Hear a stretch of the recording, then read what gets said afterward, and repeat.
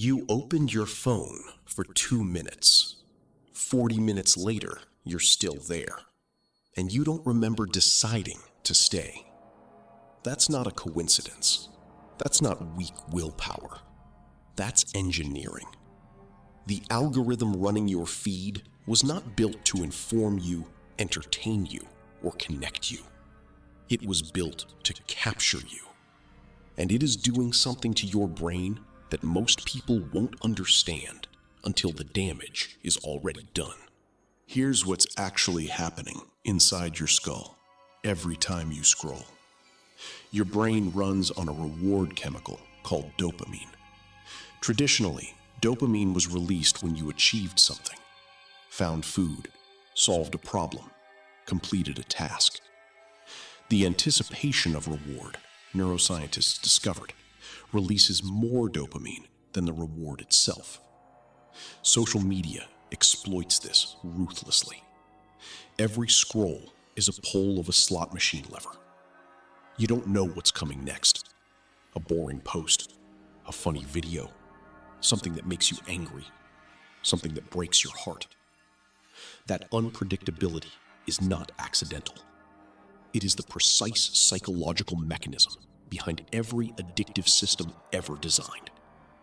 B.F. Skinner demonstrated this in 1948, that variable reward schedules produce stronger compulsive behavior than predictable ones. The algorithm didn't invent this. It just industrialized it and aimed it directly at the most neurologically vulnerable organ you own. Let's be clear about what is actually being sold. You are not the customer of these platforms. You are the product. Your attention, measured in seconds, minutes, hours, is what gets sold to advertisers. Which means the entire architecture of every platform is optimized for one thing: keeping you looking. Former Google design ethicist Tristan Harris called this the race to the bottom of the brainstem, the competition between every app, every platform, every notification to reach the most primitive, most reactive, most compulsive parts of your psychology. Not your reasoning brain, not your values, not your long-term self, the part that reacts before you decide to. And the longer you've been on these platforms, the better they know which specific content triggers your specific brain to stay just a little bit longer. Your feed is not random. It is a personalized psychological profile built from billions of your micro-reactions. Every pause, every rewatch, every angry comment, used to predict and manipulate your next move before you've made it. Here's where it gets personal. Microsoft Research published a study tracking average human attention span over 2 decades. In 2000, 12 seconds. In 2015, 8 seconds. Less than a goldfish. But attention span is just the surface. Deeper research from neuroscientist Dr. Sandra Chapman at the University of Texas found that heavy social media use actively reduces deep thinking capacity, the brain's ability to sit with complexity, tolerate ambiguity, and form original thought. You're not just getting distracted more easily. Your brain is structurally reorganizing around the kind of thinking the algorithm rewards. Fast, reactive, emotional, shallow. And the content the algorithm pushes hardest is not the most accurate, most nuanced, or most true. It's the most activating. Outrage, fear, tribal identity, moral shock. Because activated people stay longer. Activated people share more. Activated people come back tomorrow. You are being trained, without your consent, without your awareness, to think in ways that serve the platform's revenue, rather than your own clarity. This is the part nobody talks about. The algorithm doesn't just change how long you focus. It changes what you believe about yourself.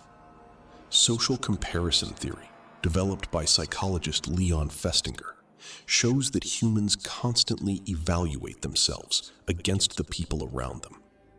For most of human history, that comparison pool was small, local, real. Now it's infinite, curated, fake.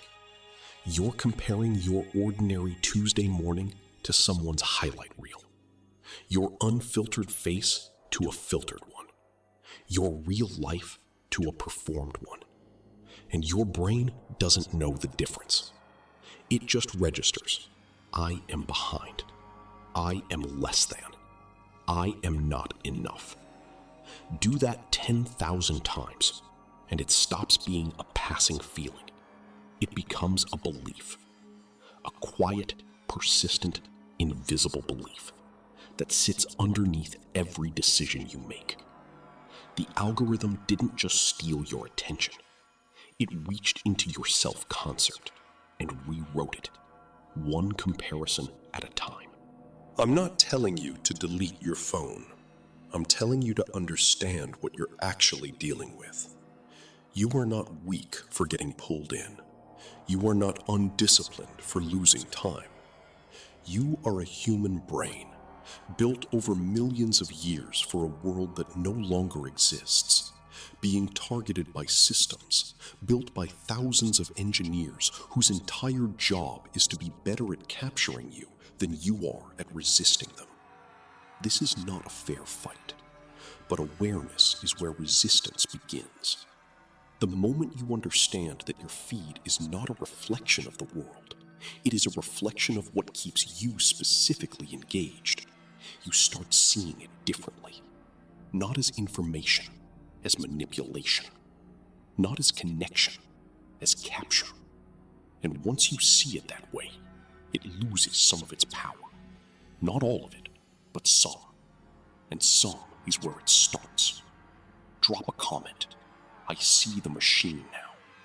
Subscribe, because next we go deeper into the psychology of attention, identity, and reclaiming the mind the algorithm is quietly stealing.